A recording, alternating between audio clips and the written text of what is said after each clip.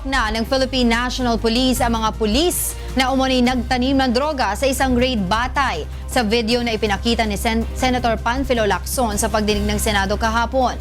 Tiniyak naman ng PNP ang patas na investigasyon sa kaso ng mga pulis na involved na sa illegal na aktibidad. Ito ang balita ni Grace Casin. Nirelieve na sa serbisyo ang nasa 10 pulis na nakilala base sa video na ipinakita ni Senator Panfilo Lacson na umano'y nagtatanim ng droga sa isang drug raid noong October 26, 2016. Makikita sa video na naghahalongkat ng kabinet ang isa sa nakasibilyang pulis kung saan sinasabing itinanim ang droga. Nahagip rin sa kamera ang tila may kinuha ang isa pang pulis sa mga gamit ng mga ito. Kita rin ang ilang beses na pananakit na mga ito sa mga nahuling sospek.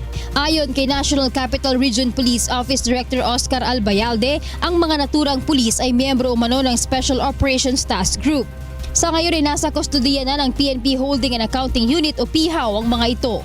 Yung investigation, lalabas ito. And the chief is very swift dito.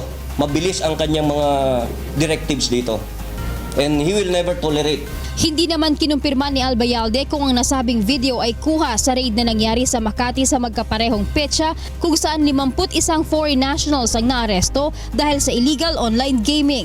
Tiniyak naman ni Albayalde na hindi nila kukonsintahin ang masasamang gawain ng kanilang mga kasamahan sa trabaho. Well, this happens, no?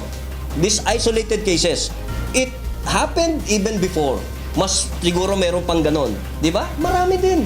It only happened na it's during the time ni General De La Rosa.